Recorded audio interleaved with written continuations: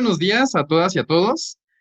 Somos Proyecto Ecociencias. Mi nombre es Rogelio, soy miembro de Proyecto Ecociencias y aquí también nos acompaña mis compañeras Vanessa, Melina y Viridiana. Eh, Estamos muy contentas porque con esta conferencia estamos inaugurando la Semana de Acción Ambiental y Climática.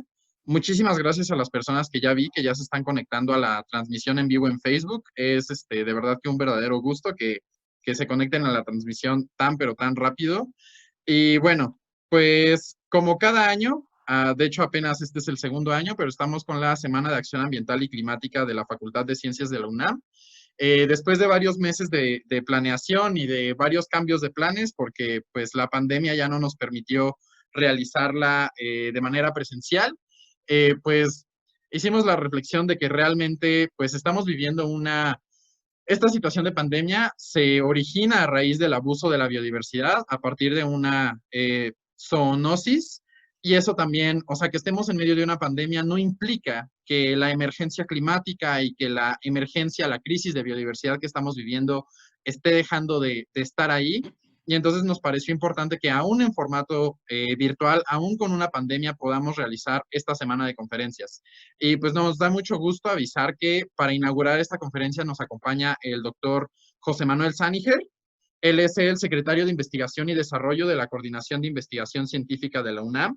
Además, él es el titular de la Red de Soluciones para el Desarrollo Sostenible, el capítulo de México por parte de la UNAM. Y pues aparte es un científico con una grandísima trayectoria y que además algo que es muy peculiar de él, y pues bueno, yo también al estar ahí en SDSN me he dado cuenta, es que realmente es un científico con mucha apertura, mucho interés en los temas y mucho interés en encontrar la manera en que la ciencia pueda trascender únicamente los artículos científicos y pueda volverse más un tema que pueda tener un impacto positivo en la sociedad y en el medio ambiente. Así que, bueno, voy a presentar brevemente su semblanza. El doctor José Manuel Sániger es doctor en ciencias químicas y especialista en química del estado sólido y materiales nanoestructurados. Es investigador titular C, nivel 3 del SNI, y derivado de su actividad académica, cuenta con más de 150 trabajos científicos publicados en revistas internacionales, con más de 3,000 citas externas y 7 patentes concedidas. Como parte de su participación institucional, fue director del Centro de Ciencias Aplicadas y Desarrollo Tecnológico CECADET, ahora ICAT, y actualmente se desempeña como el secretario de Investigación y Desarrollo de la Coordinación de Investigación Científica de la UNAM, y teniendo bajo su responsabilidad, entre otras funciones, la creación y puesta en operación de la red mexicana SDSN en apoyo a los Objetivos de Desarrollo Sostenible por encargo de SDSN Global de Naciones Unidas.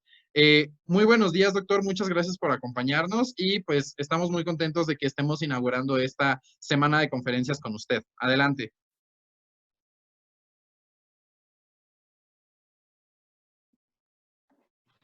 Muy buenos días. Muchas gracias, Rogelio, por la presentación.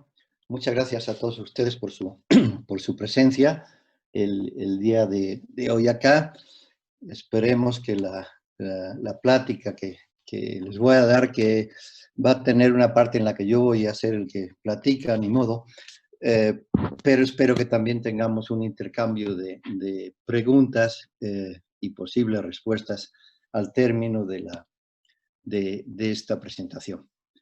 Déjenme iniciar aquí. Rogelio, si me puedes dar permiso para compartir pantalla. No, ya la tengo, parece.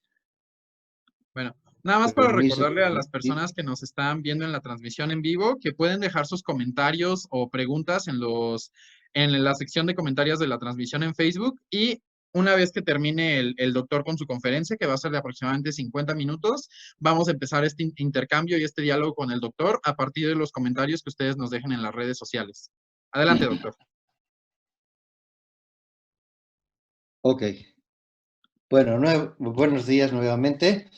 Me está diciendo que la conexión a internet es muy inestable. A lo mejor, si ven que de pronto me cambio, es que me voy a otro lugar de la casa donde tenga un poquito mejor señal.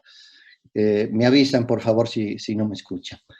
La plática de hoy es sobre ciencia y sostenibilidad y el papel que la juventud tendría que jugar en eso. La juventud, pues definida como ustedes quieran, ¿no? Como la juventud biológica, la juventud de espíritu, etcétera, pero el papel que tendríamos que jugar ahí.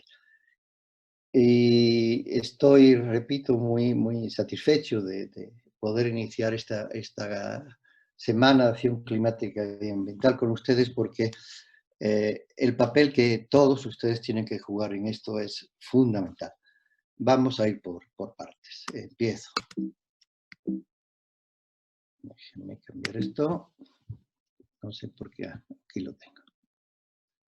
Bueno, vamos a empezar a hablar de cómo han ido evolucionando las disciplinas científicas o el concepto de disciplina dentro de la ciencia a lo largo de, sobre todo, el siglo XX, el siglo pasado, y los 20 años que llevamos de este.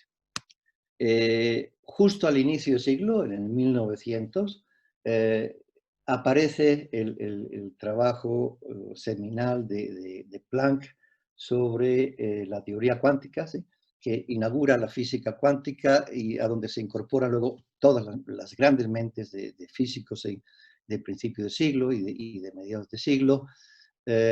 Y la física cuántica supone un rompimiento, un incremento súper importante en la comprensión de la naturaleza que nos acompaña desde entonces, desde 1900, a lo largo de todo el siglo XX, en los años que llevamos del XXI, y va a seguir ahí, siendo el sustrato sobre el cual se están desarrollando una gran cantidad de disciplinas científicas.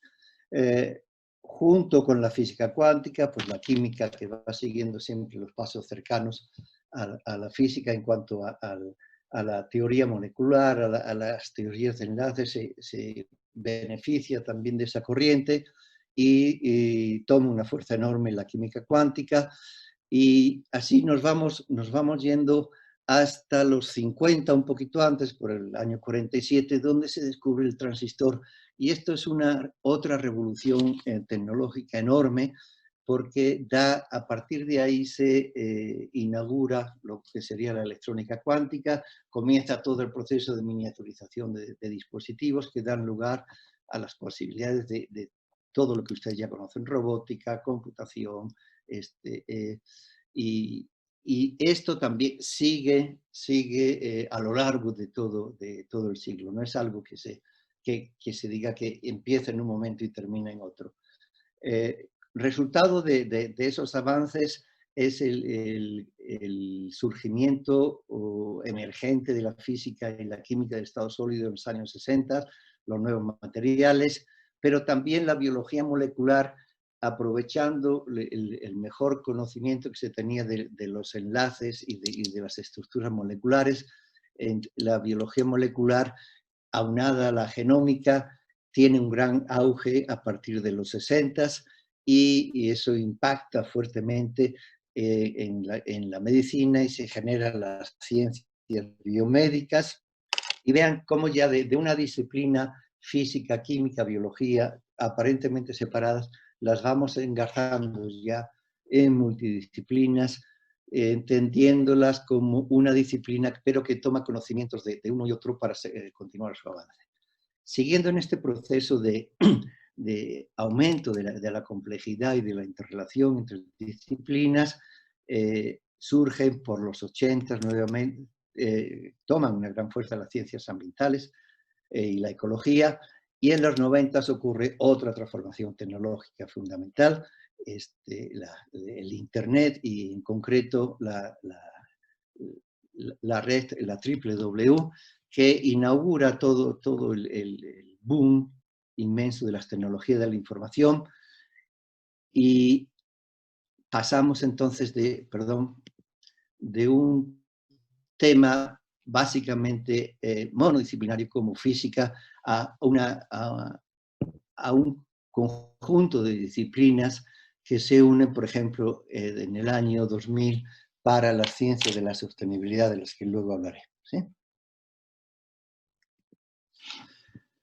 Algunos avances de las tecnociencias que fueron favoreciendo la interdisciplina, es decir, la carrera armamentista, la carrera espacial, la robótica, la medicina, todo eso, las necesidades de incrementar el conocimiento y la tecnología asociada con él, fueron demandantes de estos avances y de que las disciplinas científicas se unieran para formar esa interdisciplina. Y en el día de hoy, pues, lo que tenemos, ya no hablamos normalmente de física, química, biología, ingeniería, ¿sí? Estamos hablando de ciencias ambientales, de tecnología de la información, ciencias computacionales, ciencia de datos, inteligencia artificial, nanotecnología, que son todos campos del conocimiento interdisciplinario. Es decir, el mensaje aquí, la ciencia de la primer cuarto del siglo XX es una ciencia interdisciplinaria. Y como tales, en las universidades, la ciencia que hay que enseñar es ya una ciencia con un enfoque multi e interdisciplinario. ¿Qué ha propiciado por la integración de estas disciplinas? Ya les dije algo de la necesidad de las tecnociencias, pero en general lo que ha propiciado esa integración es que nos hemos tenido que enfrentar a problemas de complejidad creciente y buscar soluciones a esos problemas.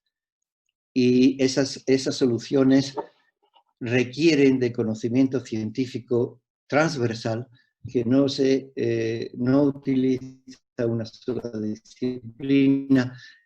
En estas imágenes que me hizo el favor de colocar Edgar Leiva, que le agradezco mucho su aportación a esta presentación, si ven, hay implicaciones sociales en estos problemas de complejidad creciente que estamos abordando. Estamos hablando de incendios forestales, de sequía, de pobreza, de huracanes, ¿sí? Entonces, estamos incorporando también la dimensión social, y vamos a ver que la dimensión económica posteriormente, a este quehacer de las ciencias interdisciplinarias. Y bueno, repito, el convencimiento de que las soluciones buscadas solo pueden encontrarse si se aborda el problema desde la transdisciplina es lo que ha hecho que ha obligado casi, con alegría para muchos de nosotros, el que se trabaje desde un modo transdisciplinario, y el caso paradigmático de ese es quizá la ciencia de la sostenibilidad, y vamos a empezar a hablar de ello. Antes incluso de que se acuñara el término de ciencia de la sostenibilidad, ya los ecólogos sobre todo estaban trabajando mucho en lo que llamaban sustentabilidad ambiental, que luego devino a la sostenibilidad cuando se incorporan los conceptos económicos y sociales al tema. Lo que se buscaba, lo que se busca, se sigue buscando obviamente, en este campo de la sostenibilidad ambiental, es describir cómo los sistemas biológicos se mantienen productivos en el transcurso del tiempo. ¿Qué hace falta para que un sistema biológico esté activo y esté sano en el transcurso del tiempo? Se relaciona el equilibrio de una especie con los recursos de su entorno, que es un concepto fundamental de la sostenibilidad, y es necesario mantener la explotación como uno de sus principios básicos, mantener la explotación de un recurso por debajo de su límite de renovación. Esos son algunos principios básicos de la sostenibilidad. A partir de ahí, se empiezan a incorporar dos ejes más en la sustentabilidad, y pasamos al terreno de la sostenibilidad, y los nuevos ejes que se incorporan son el económico y el social, porque no se puede considerar el ecosistema, el ambiente, el medio ambiente, aislado del proceso económico y aislado sobre todo del proceso social. Entonces, los tres ejes tienen que incorporarse. Eso da lugar a un campo transdisciplinario ya no solo son las ciencias naturales, estamos incorporando también las ciencias sociales a este proceso de la sostenibilidad. Y la definición de ciencia de sostenibilidad ya se había discutido años antes, pero así el lanzamiento oficial, la declaración de nacimiento, se dio en el 2001 en un congreso sobre desafíos de una tierra en cambio. Entonces vamos a seguir hablando un poco de sostenibilidad. El concepto básico que define a la ciencia de la sostenibilidad, lo conocen todos ustedes muy bien, es que tenemos que generar un desarrollo que satisfaga las necesidades de la generación presente, pero sin comprometer la capacidad de las generaciones futuras para satisfacer sus propias necesidades. Esa fue la definición que se dio en este informe, el informe Brundtland de la Comisión Mundial para el Medio Ambiente y Desarrollo en el 86. Y desde luego, considerando que esto debe ocurrir en los ámbitos ambiental, social y económico. El objetivo de esta ciencia de la sostenibilidad sería facilitar el diseño, la implementación y la evaluación de intervenciones, cómo intervenimos, que fomente una prosperidad compartida. Eso es un tema fundamental, compartida entre las personas, pero también compartida entre las especies y los ecosistemas donde esas especies están anidando, se están desarrollando. Entonces fomentan la prosperidad compartida al tiempo que protegen el medio ambiente. Las ciencias de la sostenibilidad se definen más que nada por los problemas que abordan, más que por las disciplinas que emplea. ¿Por qué? Pues porque es una ciencia transdisciplinaria, entonces todas las disciplinas, todo el bagaje de conocimientos tiene que confluir en resolver los problemas asociados con la ciencia de la sostenibilidad.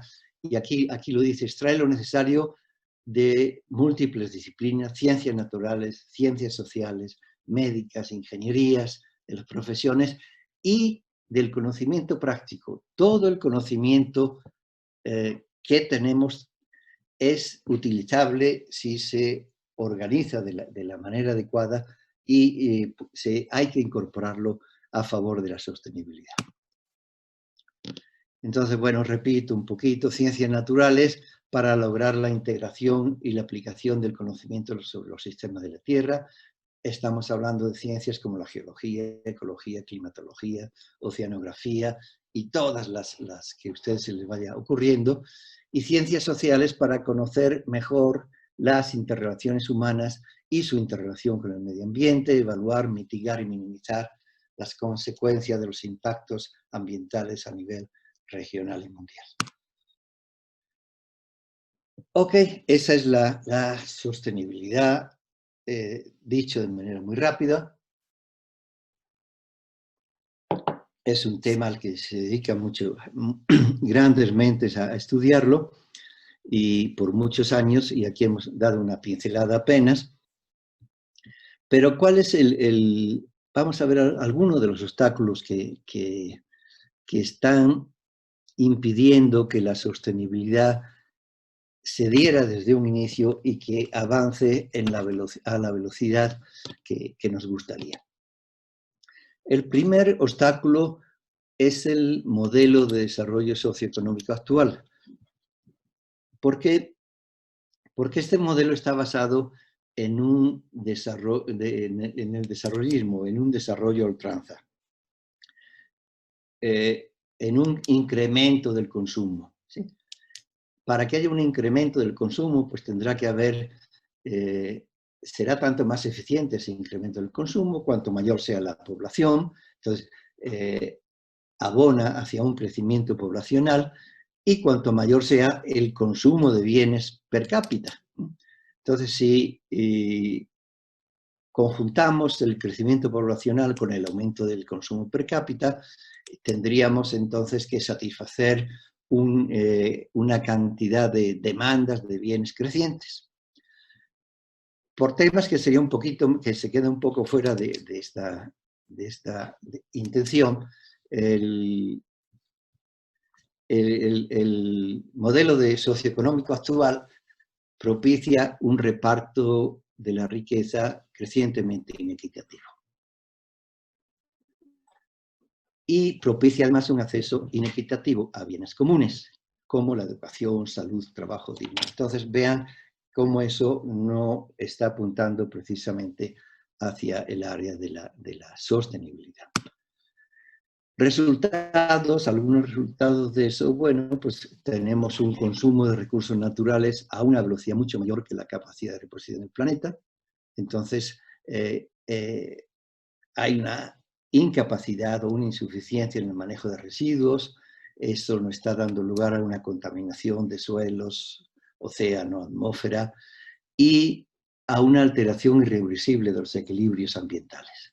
Estamos superando los límites de resiliencia y los límites de crecimiento del planeta. Esto es algo que ya desde el año 70, en el famoso libro del Club de Roma, los límites de crecimiento, ya se anunciaba, y ese mensaje pues pasó desapercibido por muchos años. Solo algunas personas, algunos grupos sociales estaban muy preocupados por ellos, pero desde los años 70, es decir, desde hace 50 años, estamos con las señales de alarma prendidas en este sentido.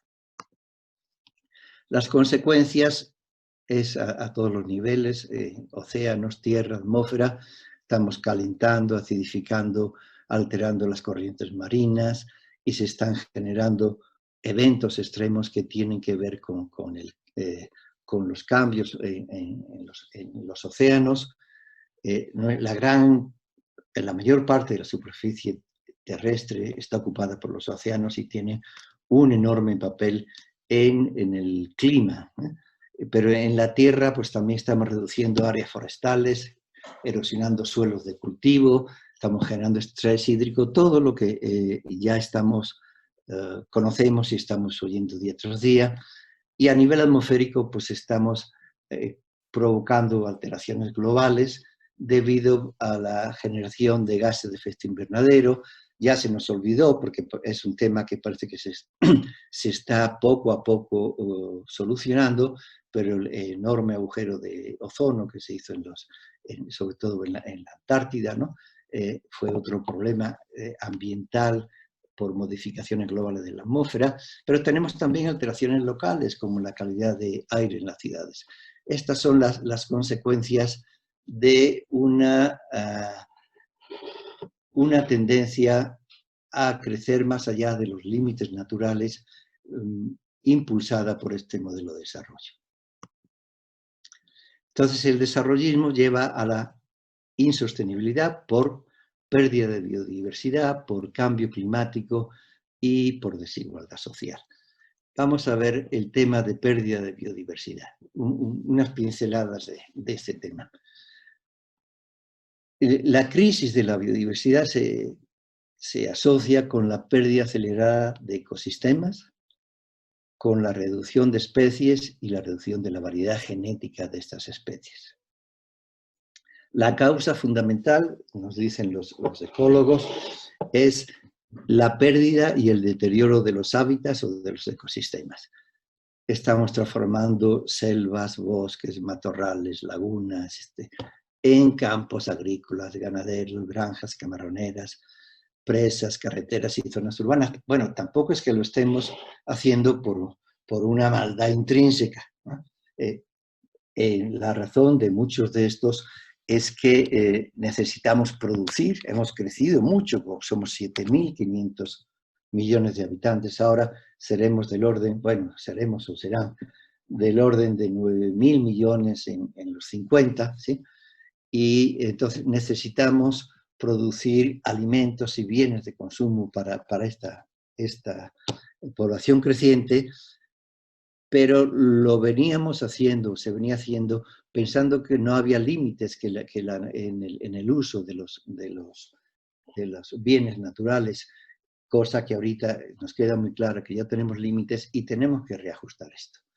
Entonces, aparte de la pérdida y deterioro de los hábitats, la introducción de especies no nativas, la sobreexplotación de los recursos naturales, la contaminación ambiental que se da como consecuencia, y todo ello abona hacia el cambio climático o hacia la crisis climática. Efectos de esta pérdida de biodiversidad, pues en México hemos perdido alrededor del 50% de los ecosistemas naturales, y con el ritmo acelerado que tenemos de extinción para mediados del siglo, se habrá perdido el 30% de las especies.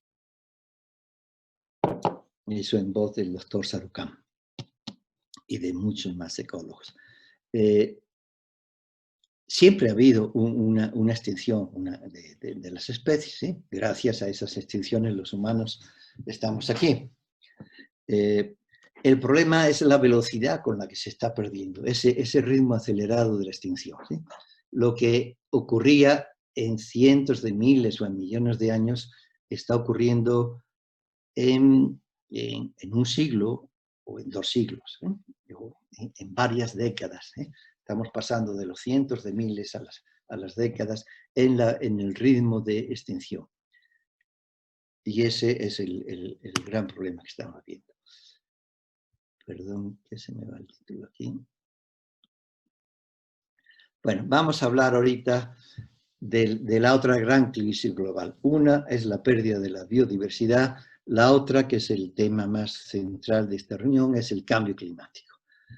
Como ustedes saben muy bien, durante los pasados 100 años se ha documentado de manera continua cómo ha ido incrementándose la temperatura en el planeta, la temperatura promedio del planeta, tanto en la atmósfera como en tierra y como en océanos.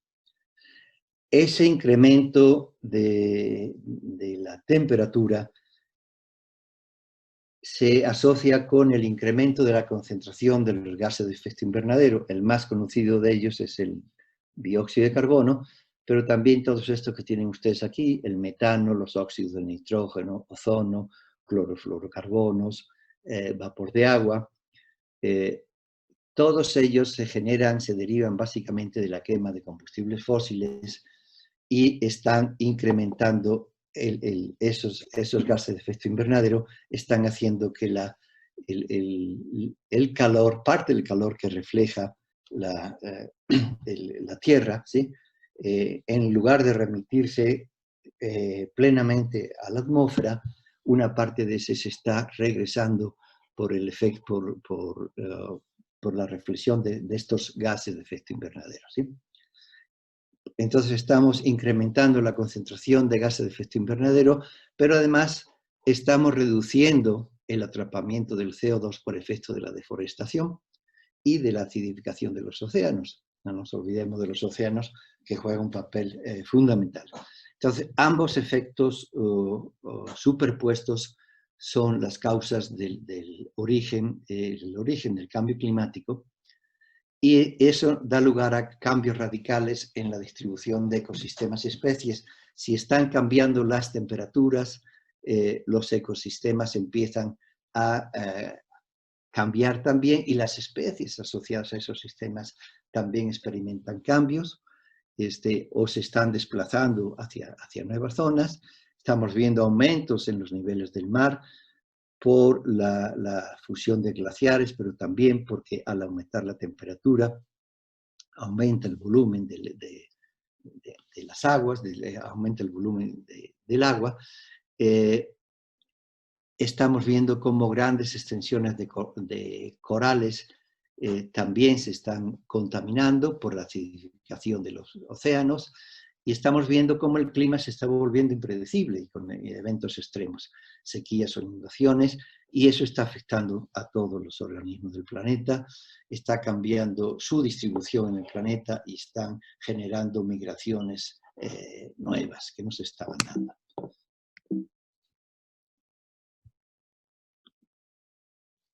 Aquí unas imágenes del Observatorio de la Tierra, de la NASA, donde se compara la distribución de temperaturas a nivel global con el promedio de temperaturas que había en entre los años 50 y 80. Toma la temperatura de los años 50 y 80 por regiones, lo toma esto como nivel de referencia y lo que vemos es que antes de los años 50 y 80, por ejemplo, del 15 al 19, en general la Tierra estaba más fría. Un poquito antes de esto, vemos que hay zonas un poquito más frías. Los colores los ven aquí, la escala de colores. Las zonas blancas son las zonas que conservan básicamente el promedio de temperatura. Las que van desde el amarillo hacia el rojo son las que van incrementando la temperatura y las que tienen tonos azules son las que va disminuyendo la temperatura. Para los 90 ya se ve básicamente un incremento bastante amplio en grandes zonas, ¿sí? Para el 2000 ya la cuestión se pone más dramática, específicamente entre el 2000 y el 2014 en la parte norte, hacia el polo norte, ¿sí? Y esta tendencia se ve que se va reforzando de 2015 a 2019, es decir, actualmente. Vean cómo las zonas de mayor calentamiento, insisto, calentamiento relativo, no quiere decir que estén más calientes los polos que en la zona ecuatorial, ¿no? Simplemente que el incremento de temperatura con respecto a la temperatura de referencia ha sido mayor en las zonas polares y específicamente en el polo norte. Estos son tendencias globales, son temperaturas promedio y ojo con el problema de las temperaturas promedio. Si yo tengo un verano muy cálido y un invierno muy frío, posteriormente, a lo mejor la temperatura promedio, el incremento de la temperatura promedio va a ser muy pequeño, pero los extremos en calor y en frío son muy notables y eso sí está afectando a los ecosistemas y a las especies que están en ellos. Un poquito más de lo mismo entre inicios del siglo XX y el 2005, la temperatura global aumentó de 0,6 a 0,9 grados centígrados. Ojo con los promedios porque es importante cómo aumenta el promedio, pero sobre todo cómo aumentan los eventos extremos. Y además este promedio se ha duplicado en los últimos 50 años. Y como les decía antes, la temperatura global depende de cuánta energía recibe el planeta y cuánta irradia.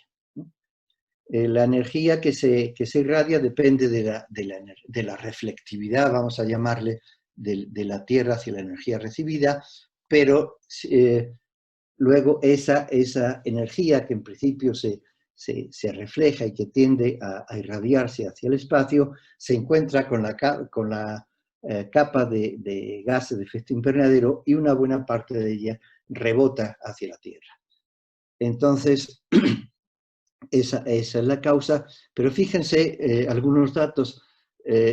Hablamos de 1 grado centígrado y dice, bueno, uno, pues, ¿qué más da que la temperatura promedio en lugar de estar en los 14 esté en los 15 o en lugar de los 29 esté en los 30 o hacia abajo en lugar de -7 sea -8?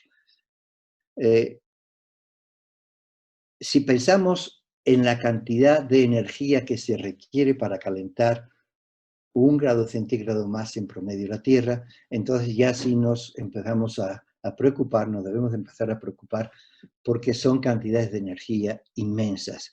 2 ejemplos. Una caída entre 1 y 2 grados generó lo que se conoce como la pequeña edad de hielo que se extendió durante los siglos XIV al XIX, que normalmente se asocia con grandes actividades volcánicas que lanzaron muchos aerosoles y que a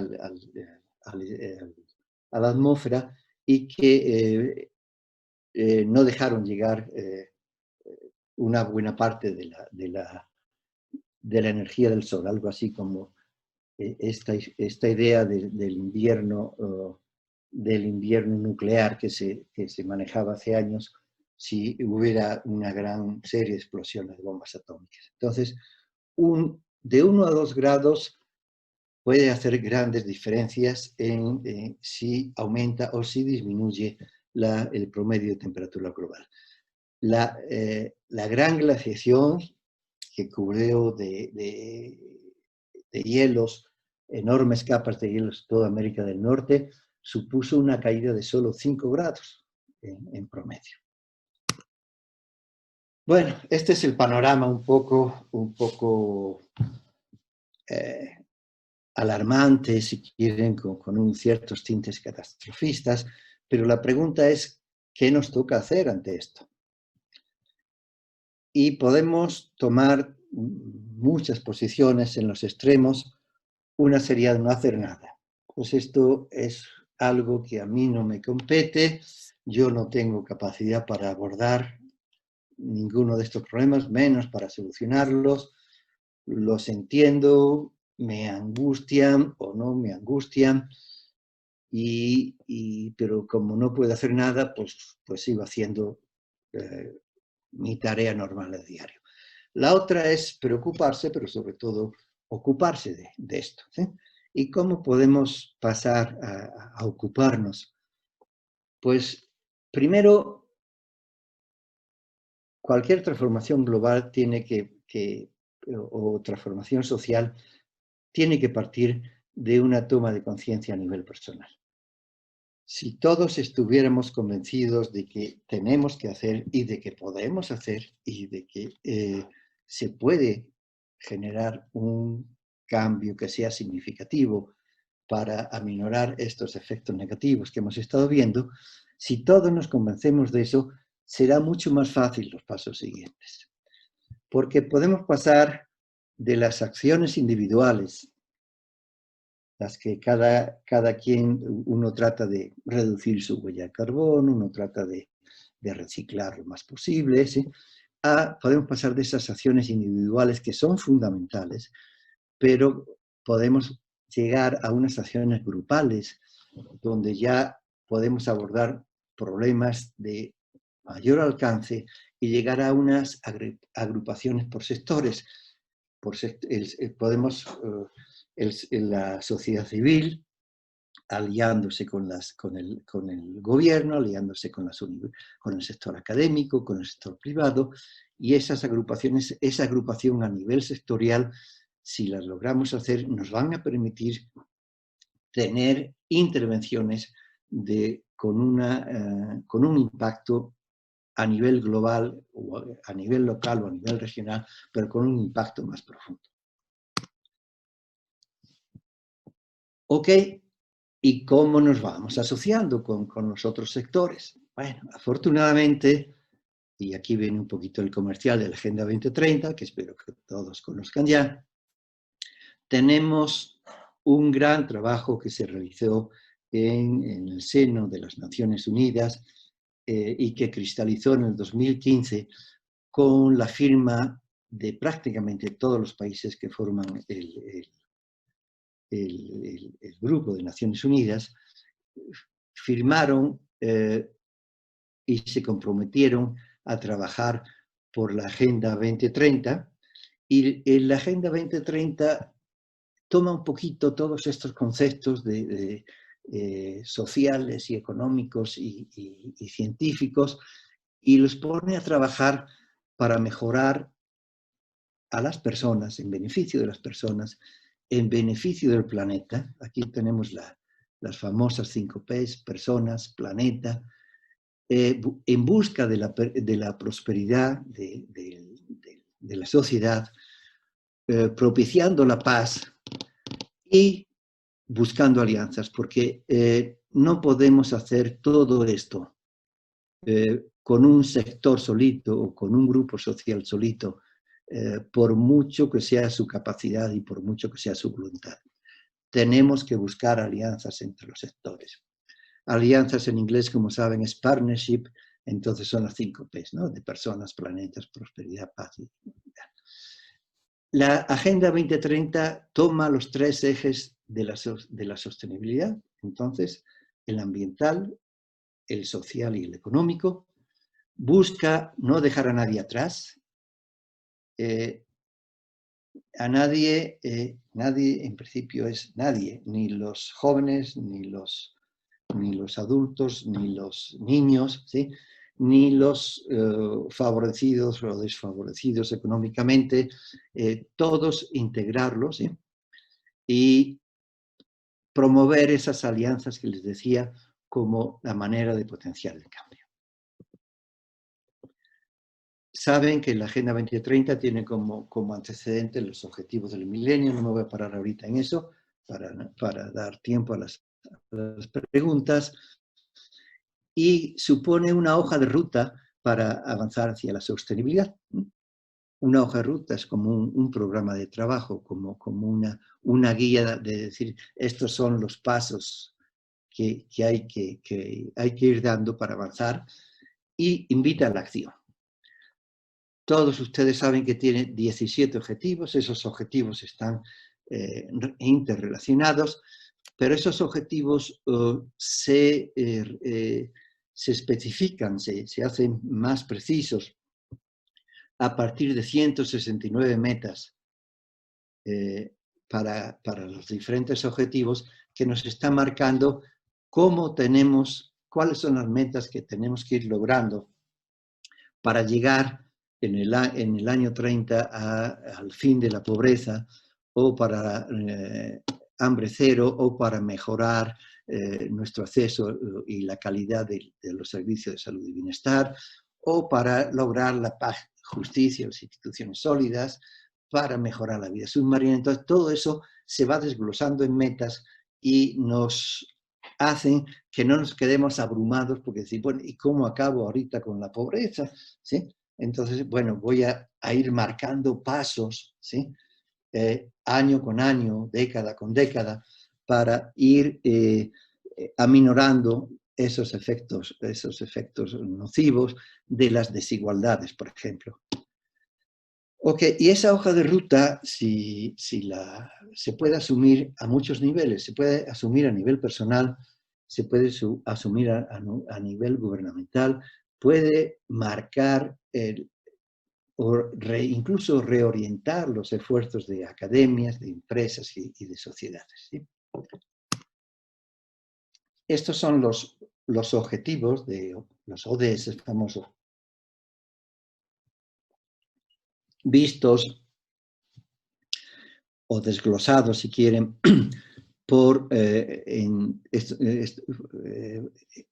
en los tres niveles, en el nivel ambiental, o en los tres ejes: eje ambiental, eje social y económico. Aquí estarían en la base los objetivos que tienen que ver con el entorno, con el medio ambiente. Estos objetivos que están acá serían los sociales. Espero que ustedes los vean, y los objetivos económicos estarían ahí. Y en el vértice de esta especie de cono, ¿sí?, ahí tendríamos el objetivo casi final, y son las alianzas entre los diferentes sectores. Si uno se preocupa de un solo objetivo y decir, bueno, yo me voy a poner a trabajar por el que ustedes quieran, energías renovables, abatimiento de la pobreza, mejorar el acceso al agua, mejorar. Cuando uno empieza a trabajar con el objetivo de mejorar un solo ODS, ¿sí?, se va a empezar a dar cuenta que no puede trabajar nada más en ese objetivo, que hay que trabajar en otra serie de objetivos que están vinculados a él, y por eso se requiere que formemos las alianzas y que trabajemos todos juntos, porque hay avances, hay transformaciones que puede hacer la sociedad civil solita, a lo mejor, pero hay otras donde va a necesitar el apoyo gubernamental. El propio gobierno podrá hacer algunas cosas, pero va a necesitar a lo mejor el apoyo de la academia para otras. La academia podrá hacer cosas, pero si no cuenta con el sector privado, con la sociedad civil que lo impulse, no va a poder trascender hasta donde debería. Entonces, todos tenemos que estar trabajando en eso y no se puede dejar a nadie atrás. Pero específicamente, ¿cuál sería el papel de las universidades? ¿Qué podemos hacer nosotros como universitarios? Bueno, tenemos recursos muy valiosos, tenemos conocimiento, estos que están aquí abajo, hacemos investigación y docencia, hay una gran cantidad de estudiantes, la comunidad universitaria en México es del orden de superior a los 2 millones, 2.3 millones, si consideramos las universidades autónomas, tecnológicas, politécnicas y los centros de investigación.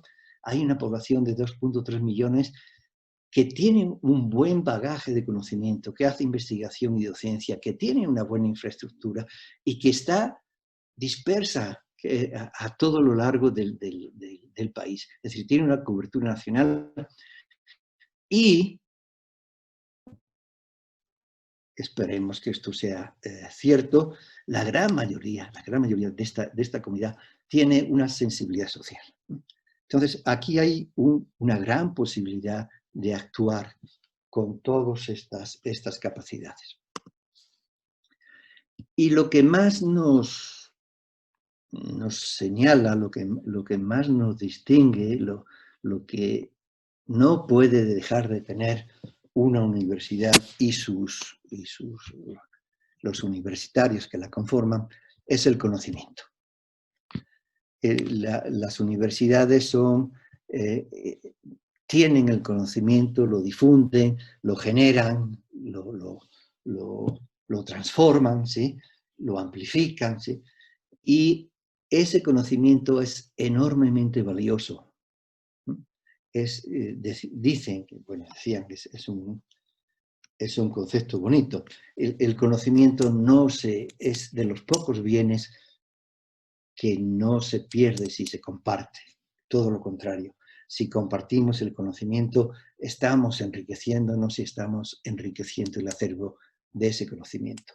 ¿Y lo podemos usar para qué? Pues para analizar un problema, para hacer el diagnóstico de un problema, para planear una solución a partir de ese diagnóstico y para actuar. Si solo nos quedamos en analizar o incluso en planear, pues está muy bien, pero no podemos decir, bueno, yo analizo y que los otros actúen, ¿no? Porque si queremos generar un cambio, tenemos que llegar a la acción. No nos podemos quedar aquí, pero si no hay un diagnóstico y una planeación previa, pues la acción va a ser no va a tener una orientación específica, va a ser un poco caótica, cada quien va a hacer cosas como se le ocurra, ¿sí? Y entonces vamos a perder mucha eficiencia. Entonces, el conocimiento nos da justamente la posibilidad de analizar, planear y actuar, ¿no? Y entonces estaríamos pasando del conocimiento al cambio, al cambio significativo. Ese tiene que ser nuestro fin, ese tiene que ser nuestra meta, ¿sí? Pasar del conocimiento al cambio. Y ahí es donde viene el llamado hacia los jóvenes. No quiere decir que le vamos a dejar la tarea a los jóvenes, a ustedes, y que ya los demás nos vamos a desentender de esto, pero sí ustedes tienen una especial sensibilidad hacia esto y demuestran tener un especial interés hacia promover estos cambios, y entonces tenemos que trabajar en estos puntos que están aquí. Bueno, perdón, no. Tenemos que involucrar a los jóvenes. ¿Pero qué tenemos para que ese involucramiento de los jóvenes no parta de cero? Bueno, tenemos con la Agenda 2030 identificados los problemas. Tenemos también identificados, si no todos, pero sí una buena parte de los obstáculos. Tenemos una propuesta metodológica, que es la Agenda 2030, y tenemos ya grupos interesados y organizados para avanzar hacia la sostenibilidad global. Pero resulta que teniendo todo eso no estamos avanzando, o no estamos avanzando a la velocidad que nos interesaría. No bajan las emisiones de gases de efecto invernadero, no se están revirtiendo la tendencia a la pérdida de ecosistemas y especies, o al menos no está claro que se esté revirtiendo. Seguimos gestionando mal. Hay ejemplos contrarios, hay ejemplos positivos, pero en términos globales no estamos gestionando mucho mejor recursos esenciales como agua, suelo, educación, salud, etc. Las desigualdades se han reducido, pero no a la escala que debería haberse dado, y tampoco hay una reducción sustantiva de la pobreza efectiva. Entonces, yo digo aquí no avanzamos, en realidad sí avanzamos un poquito, pero no avanzamos lo suficiente. Para avanzar, ¿qué necesitaríamos? Pues necesitaríamos tomar conciencia de la realidad de la amenaza. El problema que muchas veces ocurre con esto es que no sentimos la urgencia, la amenaza está ahí, pero día tras día no sentimos que haya un empeoramiento significativo. Y entonces podemos pensar que, bueno, lo puedo empezar a hacer mañana, lo puedo empezar a hacer el año que viene, cuando acabe mis estudios, cuando y tenga tiempo para hacer otras cosas. Entonces tenemos que tomar conciencia de la realidad de la amenaza, aunque esté ahí, sacudirnos esa desidia, ¿no? Organizarnos y pasar a la acción. Y ya voy terminando con esto. ¿Qué necesitamos entonces? Bueno, pues necesitamos asumir liderazgos. ¿Qué es eso de asumir liderazgo? Es decir, necesitamos liderazgos, pero no esperar que llegue el líder salvador, ¿no? Y entonces yo me voy a unir a él y vamos a trabajar por. Cada quien tiene que asumir su propio liderazgo en el propio ámbito en su propio entorno, ¿sí? No esperar a que vengan los líderes a salvarnos. Tenemos que ir tomando esa mentalidad de líderes e irnos asociando para trabajar en pro de nuestros ideales, y tenemos que buscar las alianzas. Ya repito, sin alianzas pues no hay nada que hacer. Y a fin de cuentas, pues lo que tenemos que hacer es empezar a trabajar ya, ¿no?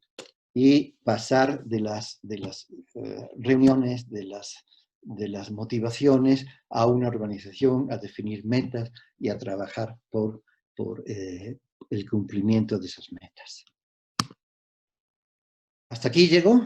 Gracias por su atención, y si hay algún tiempo, pues a lo mejor puedo responder algunas preguntas. Muchas gracias.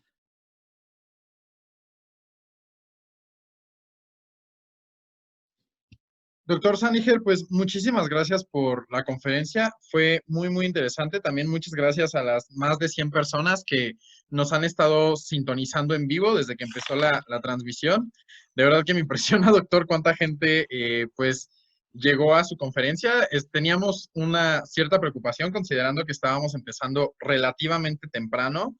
Pero pues sí, la gente está aquí. Es un tema que definitivamente ha generado mucho interés, y de hecho sí tenemos varias preguntas. Así que si le parece bien, pues le voy a leer las preguntas que nos han llegado hasta ahorita, y usted nos puede compartir su opinión. ¿Qué le parece? Perfecto, pues ojalá que las pueda responder, y ojalá que no haya sido demasiada rollo el que les haya metido. No sé cómo estuvo la señal, si hubo momentos en que se interrumpió, todo fue bien. No, en general se escuchó bastante bien la conferencia, doctor, no se preocupe. Ok, gracias. Bueno, Adelante entonces, entonces, a ver qué podemos responder. yendo a la primera pregunta, es una pregunta de Susi Rojano, y ella nos pregunta acerca de la visión que compartió de que es necesario poder tener una pues una visión enfocada hacia la transdisciplina, la interdisciplina o al menos tener la apertura a ella, ella nos pregunta, ¿considera que es importante agregar a los planes de estudios básicos como en educación primaria o secundaria materias relacionadas con las ciencias de la sostenibilidad? ¿Cómo podríamos exigir esto a las autoridades educativas y qué cambios cree que esto generaría? Bueno, si considero que es necesario introducir materias hacia la sostenibilidad, pues la pregunta es, la respuesta es clara, tiene que ser clara, sí, sí, sí es necesario. Hemos venido presentando a nivel de secundaria, a nivel de preparatoria, a nivel de primaria, las ciencias como separadas y los estudiantes aprenden sobre física, química, biología, pero no tienden puentes normalmente, si es que los profesores no se preocupan por ello, por tender esos puentes, ¿sí? Entonces, la sostenibilidad es un concepto que justamente nos ayuda a, a engarzar, a tejer, a acercar a todas las disciplinas científicas, porque como ya dijimos, no se puede, es un problema complejo que hay que atenderlo desde muchos ángulos, ¿sí? Y con una base de conocimientos fuerte. Entonces, el concepto de la sostenibilidad de por sí es vital para que desde niños y jóvenes tengamos esta conciencia de que somos una especie que estamos aquí porque nuestro planeta evolucionó de una cierta manera. Y al evolucionar de una cierta manera se dieron las condiciones ambientales para que surgiera una serie de especies y para que otras desaparecieran, ¿sí? Y entonces estamos aquí, somos lo que somos porque nuestro entorno nos moldeó de alguna manera como especie, no solo a nosotros, a todas las especies, ¿sí? Si cambiamos ese molde, si alteramos ese molde, si lo vamos destruyendo, la propia especie va a ser inviable, la humana o la que queramos. Han tenido que ocurrir cataclismos enormes como probablemente el impacto del meteorito en Chicxulub para que se extinguieran unas especies y pudieran llegar por ejemplo, los mamíferos a ocupar esos espacios que las otras especies, como los grandes reptiles, dejaron. Es decir, estamos aquí, somos un producto de la evolución de nuestro planeta. Y si cambiamos esa evolución, si cambiamos esa distribución de nuestros ecosistemas, no vamos a ser viables. Eso lo tiene que saber todo el mundo. Y eso lo pueden entender muy bien los niños, pero lo tienen que entender muy bien los maestros. Al final, cualquier cambio educativo tiene que pasar por una educación, una nueva formación de los maestros, que son los agentes que van a estar a la cabeza de ese cambio educativo. Entonces, tenemos que introducirlos desde la primaria, desde el kinder, si quieren, se puede hacer, y llevarlo hasta los posgrados y llevarlos al desarrollo profesional de cada quien, ¿sí? Pero tenemos que planear eso y tenemos que educar a los educadores y tenemos que romper un poquito esta frontera también entre quién educa y quién aprende y que el proceso de enseñanza-aprendizaje sea fluido, fluya en las dos direcciones, ¿no? Y creo que ya me perdí un poco en la respuesta, pero sí, tenemos que hacerlo. La otra es, ¿cómo hacerlo? La otra pregunta es, ¿cómo se podría exigir esto a las autoridades educativas? ¿Cómo se puede exigir? Pues primero, haciéndoles ver la enorme importancia que esto tiene. O sea, es un poco como con los maestros. Si hay una autoridad educativa que no entiende el problema, pues hay que hacérselo entender, por las buenas, ¿eh? Pero de manera clara. Afortunadamente yo creo que sí va permeando en las autoridades educativas, ¿sí? Y sí va permeando en los entornos gubernamentales, ¿eh? Porque, a ver, el otro problema que no sé si mencioné es que cuando uno incluye temas sociales, ambientales y económicos y los pone todos juntos para trabajar, se genera una tensión. Muchas veces se genera una tensión entre esos problemas. A veces priorizar exclusivamente el medio ambiente, la mejora del medio ambiente, desde un punto de vista económico se puede sentir como que una agresión. Se puede llegar a pensar que va a haber una menor generación de riqueza si estamos defendiendo a ultranza el medio ambiente. Pero esa tensión hay que resolverla y a lo mejor podemos pensar que esa tensión no es tal. Pues hay que cambiar el modo global de pensar. Hay que pensar que no estamos generando auténticamente riqueza si estamos empobreciendo la parte ambiental, ¿sí? Y entonces tenemos que generar esa riqueza. Tenemos que compaginar esos dos ejes. Y eso se está dando, afortunadamente. Ya hay sectores empresariales, las empresas del sector B, creo que sí se llama sector B, donde ellos están planteando el impacto social de su trabajo, donde su generación, su modelo de negocio no es solo generar riqueza, sino también proteger el medio ambiente y tener un impacto social. Son las empresas socialmente responsables. Entonces, eso está cambiando también, ¿sí? No sé qué me pasó aquí, pero bueno. No, es que me fui a otra cosa. Vale, doctor. Entonces, creo que eso respondió básicamente, ¿no? Sí, sí, sí. Eso responde a la primera pregunta, doctor. Muchas gracias. También un comentario que nos está haciendo Oa Arias es que pues considero que su conferencia fue muy interesante, que ella da la clase de Ciencia, Tecnología, Sociedad y Valores a nivel bachillerato y hay un tema de medio ambiente que es problemas ambientales y la importancia de la sostenibilidad y pues nos comenta que va a utilizar la información que acaba de compartir dentro de su clase. Bueno, ahora, otra Bueno, pregunta. gracias. Yo no soy precisamente experto en sostenibilidad, estoy aprendiendo por el camino, pero con todo gusto, pero puede profundizar más allá de lo que yo he dicho, obviamente. Vale, muchas Gracias. gracias, doctor. Otra pregunta que nos hace Gerardo López Castrejón es que ahorita seguimos viviendo en una época glaciar y que se sabe que esto cambia aproximadamente cada 20 millones de años. ¿Cómo se adaptaron las especies tanto de flora como fauna a épocas en donde las temperaturas fueron mucho más altas que las actuales y que el nivel del mar era hasta 100 metros más alto?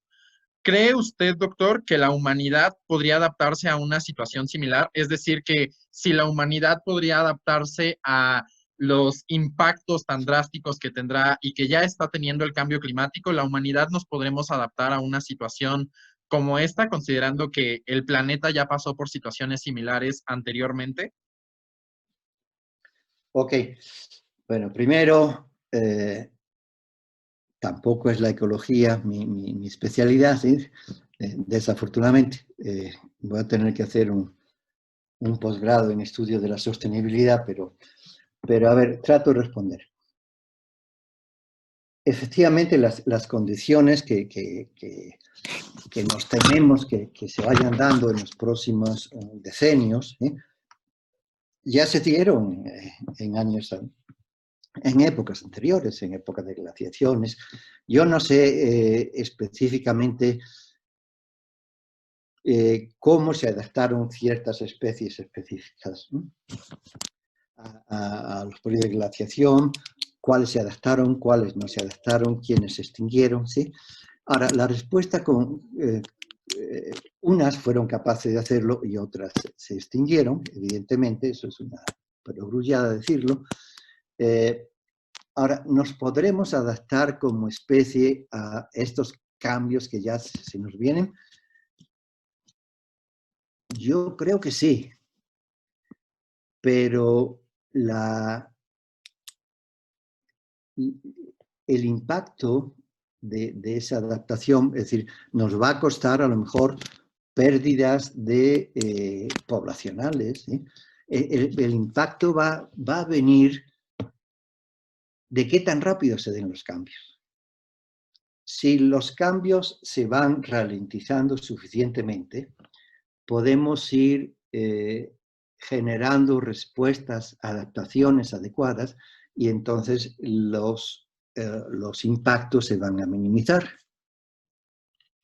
El hombre, el hecho de que seamos 7.500 millones ahora, habla de la capacidad de adaptación del hombre a los diferentes entornos, y no solo de adaptación a un entorno, sino que si llega a un entorno que no le es favorable, es capaz de transformarlo, y entonces es capaz de sobrevivir en ese entorno. Eso es una ventaja, pero a la larga eso puede ser un problema, porque lo que estamos haciendo es cambiar el equilibrio global, ¿no? Entonces, dependería de qué tan rápidamente se dieran esos cambios. Si el cambio es cataclísmico, o sea, si se nos cae un meteorito encima, como ya ocurrió alguna vez, pues ahí a lo mejor sí tenemos muy pocas opciones de sobrevivencia. Pero si vamos sabiendo controlar los cambios, las opciones de sobrevivencia van aumentando si ralentizamos y si lo enfrentamos de una manera racional e integral. No hay que pensar nada más en salvar la especie humana. La especie humana solita no se puede salvar. Si se acaban todas las especies, los servicios ecosistémicos que nos dan las especies vegetales, animales, no los tendríamos y entonces no podríamos sobrevivir. Hay que salvar, minimizar los efectos negativos en nuestra especie y en todas las especies. Por eso es muy importante el evitar la extinción de otras especies, ¿no? El conservar nuestros hábitats. Muchas gracias, doctor. Completamente de acuerdo con su pregunta. Y ahora, más respecto a la situación de la pandemia que estamos viviendo, Raimundo González Araiza nos pregunta, ¿cuál es su opinión sobre el impacto que tendrá la pandemia COVID-19 sobre el logro de los 17 Objetivos de Desarrollo Sostenible? Esa es una buena pregunta y miren, por ejemplo, antes de contestar, ¿qué pasó con la pandemia? Nos agarró completamente desarmados, ¿sí? No pensábamos en que de pronto nos iba a llegar un virus o una agresión de alguna manera externa, ¿no? de otra especie, para la que no estuviéramos preparados, y no solo no estuviéramos preparados, sino que estábamos aparentemente completamente desarmados. Entonces, esto es un poco el que parece que no atendemos el problema porque va avanzando muy lentamente, ¿sí? En esta evolución de los promedios de temperatura, de que se va extinguiendo una y luego otra especie, ¿sí? Pero de pronto sí nos llega un evento extremo, y el evento extremo en este caso no fue una inundación o un huracán o una gran sequía, fue la irrupción de un virus para el cual no teníamos protección y que es enormemente, como ya sabemos, contagioso, etcétera, etcétera. Entonces, cambia completamente los patrones de comportamiento, nuestros patrones de comportamiento. Lo primero que hacemos es encerrarnos, en el mejor de los casos, para no contagiarnos, y eso reduce la movilidad, baja los índices de emisión de contaminantes, los pájaros empiezan a cantar más todo el mundo empezamos a oír cantos de pájaros que no oíamos, los arrecifes de coral en la unidad de Morelos de la UNAM empiezan a regenerarse porque ya no hay turistas, ya no hay tantos desechos que se están vertiendo, y entonces desde la parte ambiental el impacto del COVID podríamos pensar que no es negativo, al revés, puede ser un poco positivo. Estamos emitiendo menos gases de efecto invernadero. Pero desde la parte social y económica, los impactos son terriblemente negativos, ¿no? Estamos todos en casa y nos movemos menos y contaminamos menos y tenemos menos huella de carbono, pero estamos metidos en un entorno pequeño y entonces las violencias intrafamiliares, por ejemplo, se incrementan. Las depresiones también se van incrementando. Hay mucha gente que pierde su trabajo. Entonces tenemos un problema económico muy fuerte. Hay gente que depende, como todos sabemos, del día a día, sus ingresos dependen mucho de un negocio informal, por ejemplo. Entonces se queda reducido a nada. Y hay una diversidad de efectos. El efecto neto, yo creo que sí es de añadir un problema, añadir un obstáculo más para el desarrollo de los ODS, sobre todo los relativos a las personas, a las desigualdades, al trabajo justo, al acceso a la salud, a los sistemas de salud, el acceso a la educación. Estamos teniendo, esto nos va a generar un problema educativo enorme si no se soluciona pronto. Hay un dato por ahí que dice que del orden de 1.400.000 alumnos van a abandonar sus estudios en México. Van a abandonar sus estudios por N razones. Porque no pueden atender las clases a distancia, porque falta de medios técnicos en sus casas, a lo mejor, o porque tienen que buscarse la familia, el sustento familiar. Quienes daban sustento a la familia pues han perdido su empleo, no tienen ingresos y tienen que salir a buscar ingresos. Entonces, incluso los que se queden, el nivel, la calidad de la enseñanza que vayamos a tener está en entredicho. Y si esto se acaba en 3 meses, pues nos podremos recuperar. Pero si empezamos a tener situaciones de rebrote y de que abrimos 3 meses y tenemos que cerrar 4, etcétera, que es uno de los escenarios que pueden darse, entonces todo se va a complicar. Entonces, en resumidas cuentas, hay algunos efectos particulares que pueden ser positivos sobre el medio ambiente, pero que además luego se pueden revertir muy rápidamente. Si estamos reduciendo nuestro impacto ambiental porque estamos recluidos y de pronto nos lanzamos y volvemos a salir y nos tratamos de aprovechar y de vengarnos de todo este tiempo que estuvimos recluidos y hacer algo como lo que está ocurriendo, hacer en algunos momentos. En España, por ejemplo, están organizándose fiestas donde los contagios están siendo masivos, ¿sí? Y a veces hasta voluntarios, increíblemente, y se está dando un proceso de retorno hacia una actividad, hacia una situación de infección generalizada, ¿no?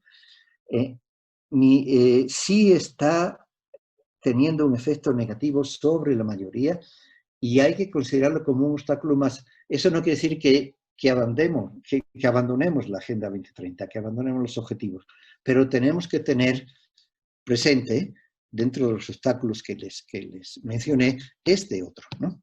Que puede ser temporal, que puede ser que en 6 meses, un año, ya lo tengamos superado esa historia, pero nos puede venir otro y tenemos que estar preparados.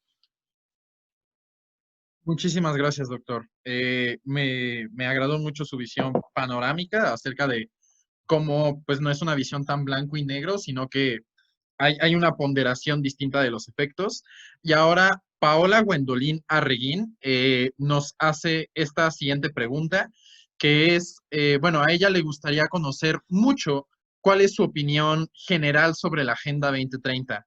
No sé realmente a qué en específico se refiere, pero supongo es un poco alrededor de la controversia que a veces hay alrededor de la Agenda 2030, que pues algunos, pues hay percepciones de la Agenda 2030 como un modelo de desarrollo nuevamente eurocéntrico o impuesto, que tal vez realmente no llega al fondo de las problemáticas que tenemos que superar para pues tener un mayor bienestar como sociedad, como planeta. Pero bueno, yo le dejo esa creo que ya fue más mi interpretación, le dejo la pregunta de Gwendolyn, que simplemente es, ¿cuál es su opinión general sobre la Agenda 2030? Bueno, no, gracias por esa interpretación que me orienta un poquito más hacia la respuesta.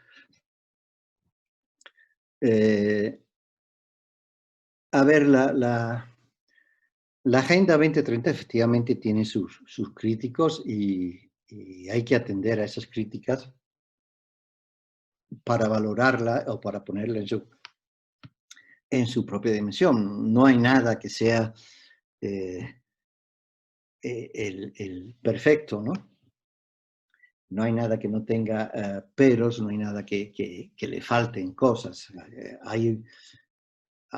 Puede haber acciones que no estén incluidas en la Agenda 2030. Por ejemplo, el tema de migración está ahí, pero no es un objetivo, no es un problema que se trate de resolver a través de ciertos objetivos o metas ahí.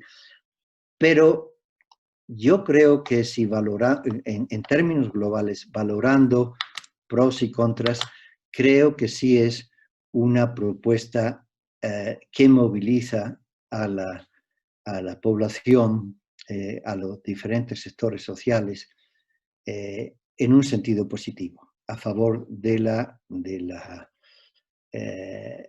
mejora de la sostenibilidad y de la justicia, ¿no? en el planeta. Claro que no resuelve los problemas. No es tanto una agenda eurocentrista, yo entiendo. Ni euro, ni digamos, occidente, del occidente en términos más generales. La firmaron los ya no sé cuántos son, Rogelio, tú te lo sabes mejor, ¿cuántos? ¿90 95. o 195 países, ¿sí? Y la generaron ellos. Lo que comentan los líderes de Naciones Unidas, el staff de Naciones Unidas, es que cuando se hizo la propuesta, los representantes de los países, es decir, los embajadores y todo el staff de los embajadores de cada país ante Naciones Unidas, dijeron, muy buena idea, pero ahora por favor sálganse, ¿sí? Que nos vamos a poner a trabajar nosotros y nosotros vamos a ir definiendo objetivos y vamos a ir definiendo metas. Entonces, la gente de Naciones Unidas tiende a decir que no es una agenda de Naciones Unidas, que es una agenda de los países. Yo no sé qué porcentaje sea en cada caso, pero sí los países tomaron una acción directa, fueron protagonistas de la gestación de esta agenda. Entonces, en ese sentido, yo espero que, o asumo que los temas que están ahí sean de interés tanto para países desarrollados como para países no desarrollados. De esto esta es una diferencia entre los objetivos del milenio y los objetivos de la Agenda 2030. Los objetivos del milenio era decir, vamos a mejorar la situación de los países subdesarrollados, ¿sí?, o en vías de desarrollo, pero lo que se vio en esos objetivos es que no se puede mejorar la situación de un conjunto de países si los demás países, los más ricos y los que tienen mayor capacidad de apoyar todo esto, no se ponen también la camiseta. Entonces, en ese sentido, hubo que meter a todos. Y hay objetivos que a lo mejor uno entiende que no son tan importantes en países muy desarrollados. Hambre cero y pobreza, por ejemplo, ¿sí? Lo cual es falso. Incluso en cualquier país, en los países escandinavos, hay pobreza, hay mucha menos que en otros, ¿sí? Y hay seguramente hambre, ¿no? Hay países como Estados Unidos que con todo su desarrollo la desigualdad es mucho más notoria que si uno se va no sé, a Dinamarca, por decir algo, ¿no? Pero yo creo que sí representa el sentir y las necesidades a atender no solo de los países desarrollados, sino de los países en vías de desarrollo. Ahora, ¿cuál es la capacidad de un país con grandes problemas de pobreza, de inequidad, hasta de colonización, ¿sí?, para responder, para organizarse y responder en beneficio de su población hacia atendiendo los objetivos de la Agenda 2030? Evidentemente es mucho menor que la que puede haber en, no sé en qué país les puede, estarían pensando, pero Suiza, ¿no?, por ejemplo, ¿no?, que muchos de estos problemas parece ser que los tienen resueltos. Pero ojo que luego todos estos problemas son mundiales, por eso el tema de la migración es importante, porque lo que un país aparentemente tiene resuelto tiene resuelto en su propio entorno, pero el exterior, la influencia del exterior le puede complicar ese desarrollo. Se puede romper esa burbuja que ellos tienen, ¿no? De acuerdo. Pues muchas gracias, doctor. Bueno, Ya, es que habría que quedarse hablando y oír la réplica de ella y todo lo demás, sí, pero sí, sí. pero bueno. Es un tema, todas estas preguntas son preguntas que necesitan un debate y una reflexión muy profunda. Ya nada más para una última pregunta, no sé si nos pueda compartir su opinión en unos 2, 3 minutitos ya para despedirnos. ¿Usted cree, doctor, que para lograr una sostenibilidad como humanidad o como planeta necesitamos abandonar el modelo de desarrollo socioeconómico que hemos venido manejando hasta ahorita? Sí, yo creo que sí. La palabra fue abandonar, ¿no? Yo creo que tenemos que transformarlo.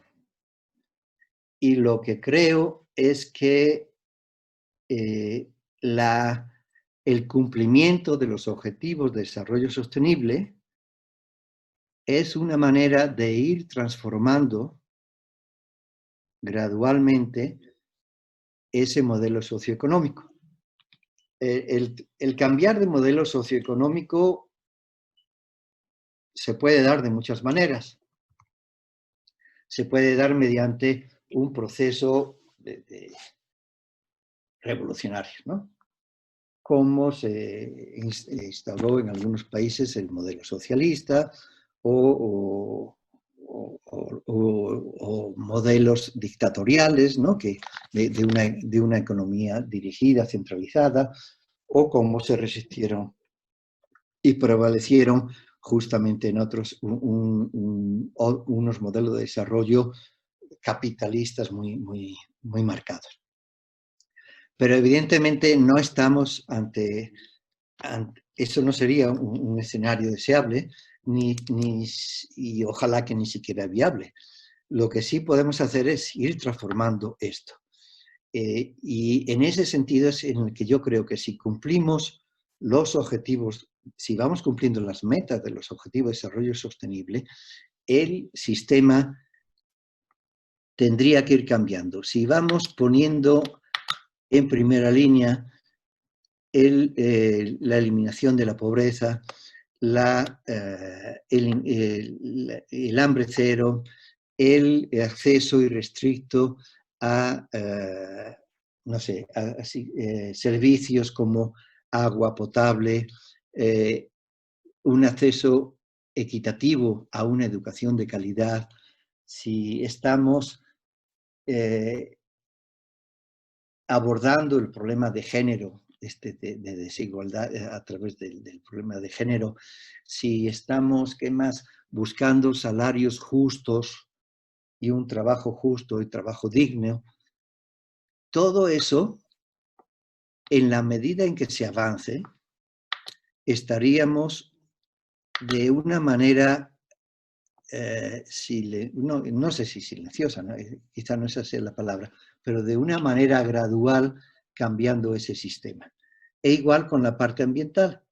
Si estamos viendo cómo el sistema actual está propiciando cambios que pudieran ser irreversibles en nuestro sistema, y eso lo vamos entendiendo, pues entonces, en la medida en que comprometamos a los sectores industriales que ya se están comprometiendo, el sector privado, el sector industrial, a minimizar esos impactos, el sistema iría cambiando.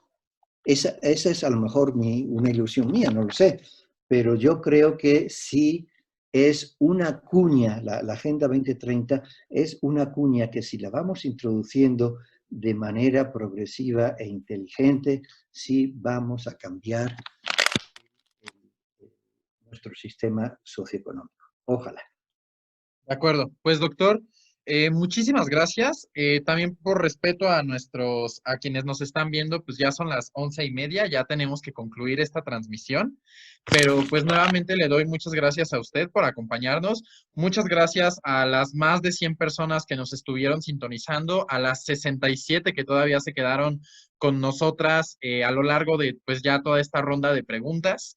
Y pues muchas gracias, doctor. Voy a detener la transmisión en vivo y nada más les recuerdo a las personas que nos están viendo en vivo que a las 12:30 tendremos una conferencia con la doctora Irama Núñez, experta en educación ambiental para la sostenibilidad, justamente sobre este mismo tema, educación ambiental para la sostenibilidad. Y además, esta charla va a contar con una interpretación en tiempo real al lenguaje de señas mexicanas. Muchas gracias y nos vemos al rato. Gracias a ustedes, gracias por su paciencia.